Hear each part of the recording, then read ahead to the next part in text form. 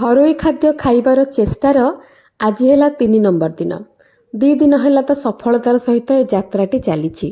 तेणुक भाविली आज दिनटा भी भलरे भलरे कटि जाऊ।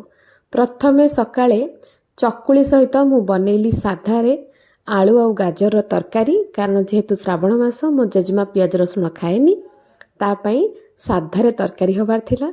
तरकारीटी भी बहुत भल होइथिला आ मु चेष्टा भी करथिली कम तेलरे करबा पई। तापरे खराबेल खाइबा समय आसीगला। सेतेबेले मु कली खेचुड़ी आ ता सहित दही बाइगण। मम्मी आगरू बनै देथिला डालमा, तो सेथिरे भी कौनसी प्रकार असुविधा नहीं। खेचड़ी रे मुग पड़ला, चाउल पड़ला, नड़िया पड़ला, तो सब भल जिनस ही देह को गला। ता सहित डालमा जोटा कि प्रोटीन रे भरपूर। भात डालमा सहित टिके दही बाइगण आ लेंबूर चकटा। 4टा बेले मु टिके मो लाइन रु डिस्ट्राक्ट हो गली। मते बहुत भोक लागिला, तेणु करी गोटे फेणी खाइथिली। सेथिपई संध्यारे मु किछि भी खाइलिनी। आ राति रे सीधा बळी जाइथिबा गोटे मुठा खेचुड़ी सहित टिके डालमा आ ता पूर्व दिनर बंचिथिबा आलू पोटल कसारू किछि खाई एवं गरम पानी पी मो 3 नंबर दिनर खाइबाकू मु सारिली।